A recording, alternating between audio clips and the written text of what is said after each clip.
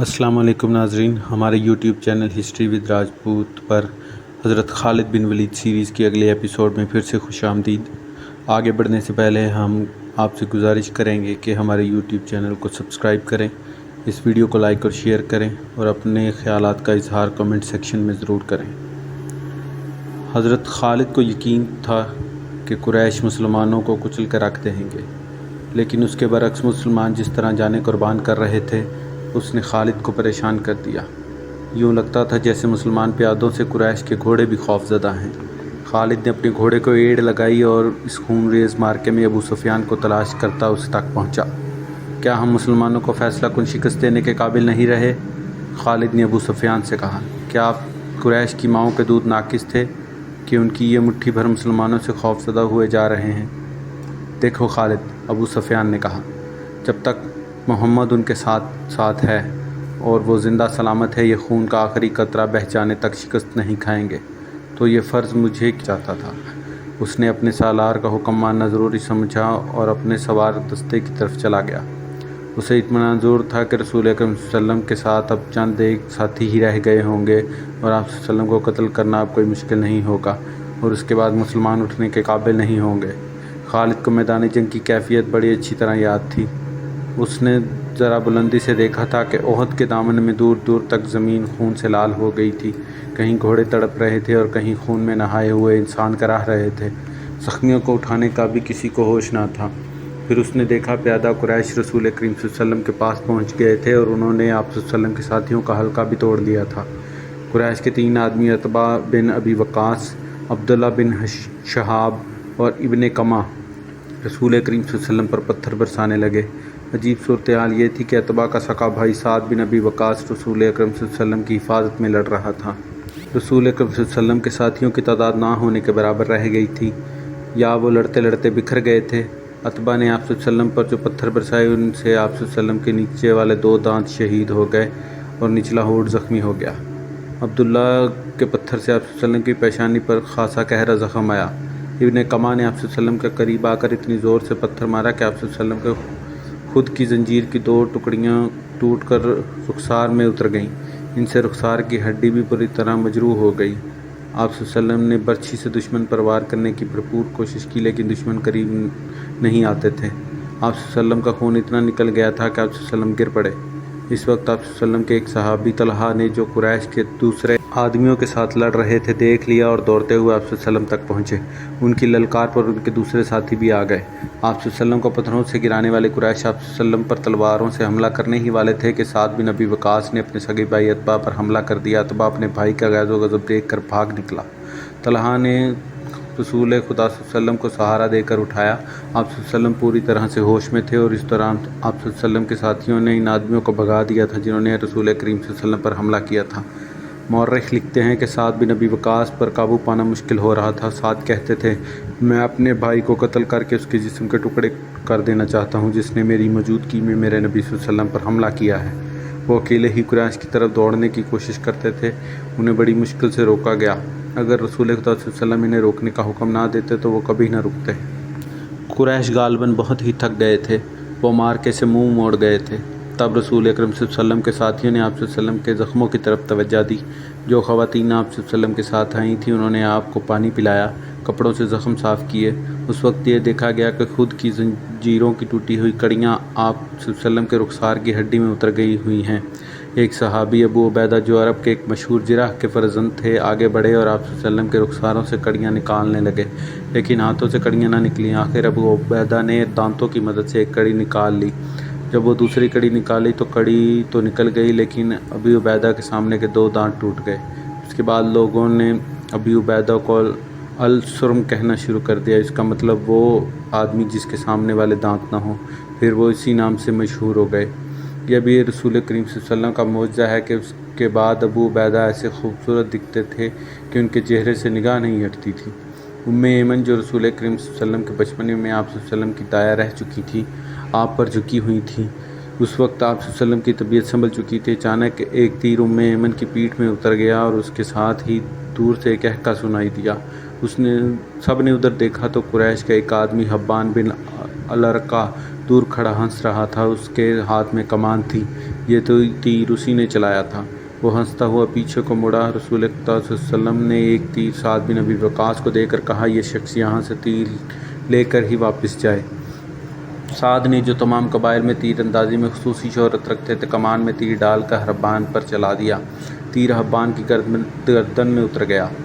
سعد رضی اللہ عنہ کے تمام ساتھیوں نے بڑی زور سے قہقہ لگایا اور حبان نے ڈگمگاتے ہوئے چند قدم اٹھائے اور وہ گر پڑا۔ آج خالد جب مدینے کی طرف بڑھتا جا رہا تھا اور احد کی پہاڑی افق سے اوپر ہی اوپر اٹھتی آ رہی تھی، اسے اپنے کچھ ساتھی یاد آنے لگے۔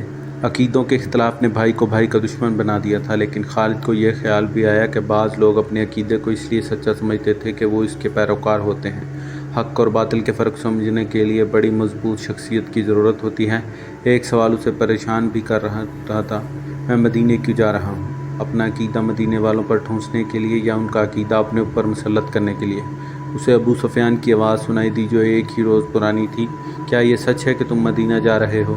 کیا تمہاری رگوں میں ولید کا خون سفید ہو گیا ہے؟ صحرا میں جاتے ہوئے ان آوازوں نے کچھ دور تک اس کا تعقب کیا، پھر وہ اپنے ان دوستوں کی یاد میں کھو گیا جن کے خلاف وہ لڑ رہا تھا اور جن کا خون اس کے سامنے بہہ گیا تھا۔ ان میں سے ایک مصعب بن عمیر بھی تھے۔ قریش جو مارکے سے منہ موڑ گئے تھے کچھ دور ہی پہنچے تھے کہ خالد نے اپنے گھوڑے کو ایڑ لگائی اور ابو سفیان کو جا پکڑا۔ اس نے ابو سفیان سے پوچھا کہ تم لوگ جنگ کو ادھورا چھوڑ کر کہاں جا رہے ہو؟ مسلمانوں کا دم ختم ہو چکا ہے۔ ابو سفیان بھی یہی چاہتا تھا کہ یہ معرکہ فیصلہ کن نتیجے پر پہنچے۔ قریش کے چند سوار وہیں سے پلٹ آئے۔ خالد دیکھ چکا تھا کہ رسول کریم صلی اللہ علیہ وسلم کہاں ہیں۔ یہاں پھر ابو سفیان نے خالد کو کسی اور طرف بھیج دیا اور کچھ آدمیوں کو نبی کریم صلی اللہ علیہ وسلم پر حملے کا حکم دیا۔ اب رسول کریم صلی اللہ علیہ وسلم کے ساتھ کچھ اور مسلمان آ ملے تھے۔ اب پھر ابن کما لڑتے ہوئے مسلمانوں کا حلقہ توڑ کر رسول کریم صلی اللہ علیہ وسلم تک پہنچنے کی کوشش کرنے لگا۔ اس وقت رسول کریم صلی اللہ علیہ وسلم کے پاس مصعب بن عمیر کھڑے تھے اور عمارہ اپنے قریب پڑے ہوئے 2-3 زخمیوں کو پانی پلا رہی تھیں۔ انہوں نے جب قریش کو ایک بار پھر حملے کے لیے آتے دیکھا تو زخمیوں سے ہٹ کر انہوں نے ایک زخمی کی تلوار اٹھا لی اور قریش کے مقابلے کے لیے ڈٹ گئی۔ قریش کا سب سے پہلا سوار جو ان کے قریب آیا اس تک وہ نہیں پہنچ سکتی تھی، اس لیے انہوں نے تلوار سے اس کے گھوڑے پر ایسا وار کیا کہ گھوڑا گر پڑا۔ سوار گھوڑے کے دوسری طرف گرا۔ عمارہ نے گھوڑے کے اوپر سے کود کر قریش کی اس آدمی پر وار کیا اور اسے زخمی کر دیا۔ وہ اٹھا اور بھاگ کھڑا ہوا۔ حضرت مصعب بن عمیر رضی اللہ عنہ کا قد، بت اور شکل و صورت بھی رسول کریم صلی اللہ علیہ وسلم کے ساتھ نمایاں مشابہت رکھتی تھی۔ ابن کما مصعب کو رسول خدا صلی اللہ علیہ وسلم سمجھ کر ان پر حملہ آور ہوا۔ مصعب تیار تھے، انہوں نے ابن کما کا مقابلہ کیا، پھر دونوں میں تیغ زنی ہوئی، لیکن ابن کما کا ایک بار مصعب رضی اللہ عنہ پر ایسا بھرپور پڑا کہ وہ گرے اور شہید ہو گئے۔ مصعب بن عمیر بہت لاڈوں میں پلے نوجوان تھے، لیکن تدفین کے وقت ان کا کفن بھی ادھورا تھا۔ عمارہ نے مصعب رضی اللہ عنہ کو گرتے دیکھا، غیظ و غضب سے ابن کما پر تلوار کا حملہ کیا، لیکن ابن کما نے زرہ پہن رکھی تھی اور وار کرنے والی ایک عورت تھی، اس لیے ابن کما کو کوئی زخم نہ آیا۔ ابن کما نے عمارہ کے کندھے پر بھرپور وار کیا جس سے وہ شدید زخمی ہو کر گر پڑی۔ اس وقت رسول کریم صلی اللہ علیہ وسلم جو قریب ہی تھے ابن کما کی طرف بڑھے، لیکن ابن کما نے پینترا بدل کر آپ صلی اللہ علیہ وسلم پر ایسا وار کیا جو آپ صلی اللہ علیہ وسلم کے خود پر پڑا۔ تلوار خود سے پھسل کر آپ صلی اللہ علیہ وسلم کے کندھے پر لگی۔ آپ صلی اللہ علیہ وسلم کے بالکل پیچھے ایک گڑھا تھا۔ آپ صلی اللہ علیہ وسلم زخم کھا کر پیچھے ہٹے اور گڑھے میں گر پڑے۔ ابن کما نے پیچھے ہٹ کر گلا پھاڑ کر کہا، میں نے محمد کو قتل کر دیا۔ وہ یہی نعرہ لگاتا میدان جنگ میں گھوم گیا۔ اس کی آواز قریش نے بھی سنی اور مسلمانوں نے بھی۔ قریش تو خوش ہونا ہی تھا، مسلمانوں پر اس پر بڑا تباہ کن اثر ہوا کہ حوصلہ ہار بیٹھے اور احد کی پہاڑی کی طرف پسپا ہونے لگے۔ اپنے نبی صلی اللہ علیہ وسلم کے شدائیوں بھاگتے ہوئے مسلمانوں کو ایک للکار سنائی دی، اگر نبی صلی اللہ علیہ وسلم نہ رہے تو لعنت ہے ہم پر کہ ہم بھی زندہ رہیں۔ تم کیسے شدائی ہو کہ نبی کریم صلی اللہ علیہ وسلم کی شہادت کے ساتھ ہی تم موت سے ڈر کر بھاگ رہے ہو؟ مسلمان رک گئے۔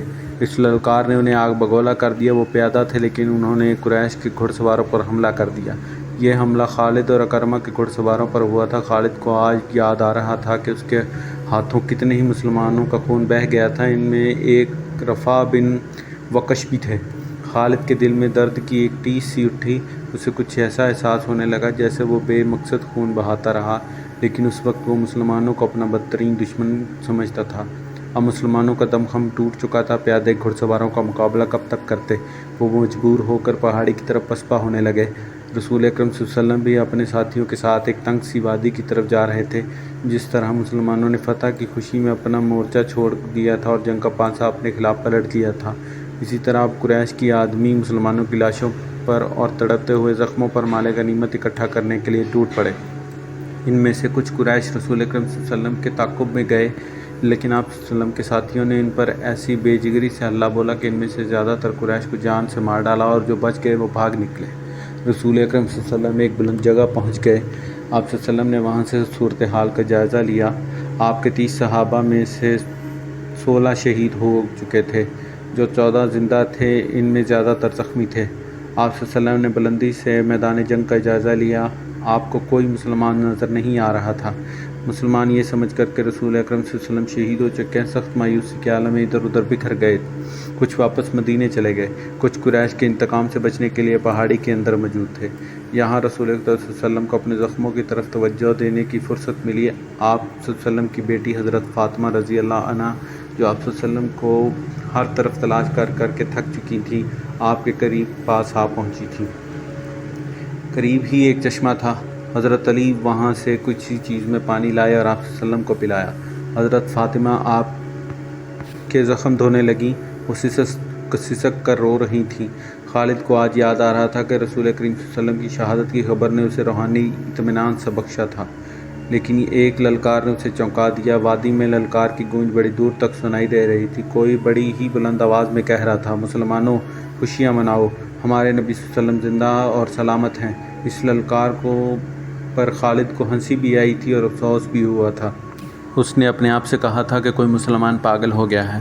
ہوا یوں تھا کہ جس طرح مسلمان اکا دکا ادھر ادھر بکھر گئے یا چھپ گئے تھے، اسی طرح کعب بن مالک رضی اللہ عنہ نام کا ایک مسلمان ادھر ادھر گھومتا پہاڑی کے اس مقام تک چلا گیا جہاں رسول اکرم صلی اللہ علیہ وسلم سستا رہے تھے۔ اس نے نبی کریم صلی اللہ علیہ وسلم کو دیکھا تو اس نے جذبات کی شدت سے نعرہ لگایا، ہمارے نبی صلی اللہ علیہ وسلم زندہ ہیں۔ تمام مسلمان جو اکیلے اکیلے یا دو دو چار چار کی ٹولیوں میں ادھر ادھر بکھر گئے تھے، اس آواز پر دوڑ کر آئے۔ حضرت عمر رضی اللہ عنہ بھی اسی آواز پر رسول خدا صلی اللہ علیہ وسلم تک پہنچے تھے۔ اس سے پہلے ابو سفیان میدان جنگ میں پڑی ہوئی ہر ایک لاش کو دیکھتا پھر رہا تھا۔ وہ رسول کریم صلی اللہ علیہ وسلم کا جسد مبارک تلاش کر رہا تھا۔ اسے قریش کا جو بھی آدمی ملتا اس سے پوچھتا، تم نے محمد کی لاش نہیں دیکھی؟ اسی تلاش میں خالد اس کے سامنے آ گیا۔ خالد، ابو سفیان نے پوچھا، تم نے محمد کی لاش نہیں دیکھی؟ نہیں، خالد نے جواب دیا اور ابو سفیان کی طرف ذرا جھک کر پوچھا، کیا تمہیں یقین ہے کہ محمد قتل ہو چکا ہے؟ ہاں، ابی سفیان نے جواب دیا، وہ ہم سے بچ کر کہاں جا سکتا ہے؟ تمہیں شک ہے؟ ہاں ابو سفیان، خالد نے جواب دیا، میں اس وقت تک شک میں رہتا ہوں جب تک اپنی آنکھوں سے نہ دیکھ لوں۔ محمد صلی اللہ علیہ وآلہ وسلم اتنی آسانی سے قتل ہو جانے والا شخص نہیں ہے۔ معلوم ہوتا ہے کہ تم پر محمد صلی اللہ علیہ وسلم کا طلسم طاری ہے۔ ابو سفیان نے تکبر کے لہجے میں کہا، کیا محمد صلی اللہ علیہ وسلم ہم میں سے نہیں تھا؟ کیا تم اسے نہیں جانتے تھے؟ جو شخص اتنی قتل و غارت کا ذمہ دار ہے، ایک روز اسے بھی قتل ہونا ہے۔ محمد صلی اللہ علیہ وسلم کا قتل ہو چکا ہے، جاؤ اور دیکھو، اس کی لاش کو پہچانو، ہم اس کا سر کاٹ کر مکہ لے جائیں گے۔ عین اس وقت پہاڑی میں سے کعب بن مالک کی للکار گرجی، مسلمانوں خوشیاں مناؤ، ہمارے نبی صلی اللہ علیہ وسلم زندہ ہیں۔ پھر یہ آواز بجلی کی کڑک کی طرح گرجتی کڑکتی وادی اور میدان جنگ میں گھومتی پھرتی رہی۔ سن لیا ابو سفیان؟ خالد نے کہا، اب میں تمہیں بتاتا ہوں کہ محمد صلی اللہ علیہ وسلم کہاں ہیں۔ میں اس پر حملہ کرنے جا رہا ہوں، لیکن میں تمہیں یقین نہیں دلا سکتا کہ محمد صلی اللہ علیہ وسلم کو قتل کر کے آؤں گا۔ کچھ دیر پہلے خالد نے رسول کریم صلی اللہ علیہ وسلم اور ان کے ساتھیوں کو پہاڑی کے اندر جاتے دیکھا تھا، لیکن وہ بہت دور تھا۔ خالد ہار ماننے والا اور اپنے ارادے کو ادھورا چھوڑنے والا آدمی نہیں تھا۔ اس نے اپنے چند ایک سواروں کو ساتھ لیا اور پہاڑی کے اس مقام کی طرف بڑھنے لگا جدھر اس نے رسول کریم صلی اللہ علیہ وسلم کو جاتے دیکھا تھا۔ مشہور مورخ ابن ہشام کی تحریر سے پتہ چلتا ہے کہ رسول اکرم صلی اللہ علیہ وسلم نے جب خالد کو اپنے سواروں کے ساتھ اس گھاٹی پر چڑھتے دیکھا جہاں آپ صلی اللہ علیہ وسلم تھے، تو آپ صلی اللہ علیہ وسلم کے منہ سے بے ساختہ دعا نکلی، خدائے ذوالجلال انہیں اس وقت وہیں کہیں روک لے۔ خالد اپنے سواروں کے ساتھ گھاٹی چڑھتا جا رہا تھا۔ وہ ایک درہ سا تھا جو تنگ ہوتا چلا جا رہا تھا۔ گھوڑوں کو ایک قطار میں ہونا پڑا۔ رسول کریم صلی اللہ علیہ وسلم زخموں سے چور پڑے تھے۔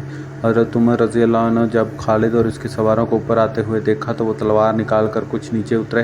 ولید کے بیٹے حضرت عمر رضی اللہ عنہ نے للکارا، اگر لڑائی لڑنا چاہتے ہو تو اس درہ کی تنگی کو دیکھ لو، اس چڑھائی کو دیکھ لو، کیا تم اپنے سواروں کے ساتھ ہمارے ہاتھ سے بچ کر نکل جاؤ گے؟ खालिद ने लड़ने के फ़न को खूब समझा था। उसने देख लिया था कि ये जगह घोड़ों को घुमाकर फिराकर लड़ाने के लिए मौजू नहीं बल्कि ख़तरनाक है। खालिद ने खामोशी से अपना घोड़ा घुमाया और अपने सवारों के साथ वहाँ से नीचे उतर आया। जंग उहद ख़त्म हो चुकी थी। कुरैश इस लिहाज से बरतरी का दावा कर सकते थे कि उन्होंने मुसलमानों को ज़्यादा नुकसान पहुँचाया, लेकिन ये जंग हार जीत के बगैर ख़त्म हो गई थी। लेकिन ये हमारी शिकस्त थी। खालिद को जैसे अपनी आवाज़ सुनाई दी। मुसलमानों की नफरी 700 थी और हम 3000 थे।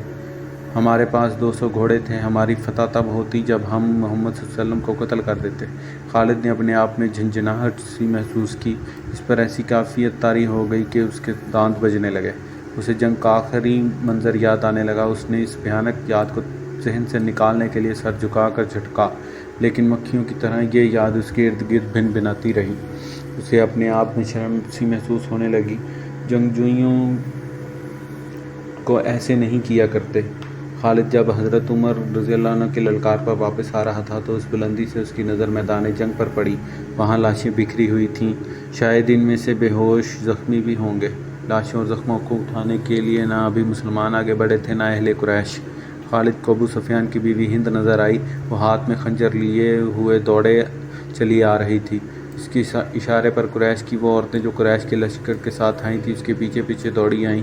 हिंद हर एक लाश को देखती थी। वो ऊंचे कद की और फरहबी माइल जिस्म की पहलवान किस्म की औरत थी। वो हर एक लाश को देखती थी। कोई लाश औंधे मुँह पड़ी हुई नज़र आती तो वो पाँव की ठोकर से उस लाश को सीधा करके देखती थी। उसने अपने साथ औरतों से कहा कि वह हमज़ा रज़ियल्लाहु अन्हु की लाश तलाश करें। उसे हज़रत हमज़ा की लाश मिल गई। हिंद भूखे दरिंदे की तरह लाश को चीरने फाड़ने लगी। उसने लाश के कुछ अज़ा काट कर परे फेंक दिए। उसने दूसरी औरतों को देखा जो उसके करीब खड़ी थी। खड़ी देख के रही हो। हिंद ने इस औरतों से यूं कहा जैसे वो पागल हो चुकी हो। ये देखो, मैंने अपने बाप, अपने चचा और अपने बेटे के कातिल की लाश का क्या हाल कर दिया। जाओ मुसलमानों की हर एक लाश का यही हाल कर दो और सबके कान और नाक काट कर ले आओ। अस्सलाम वालेकुम नाज़रीन।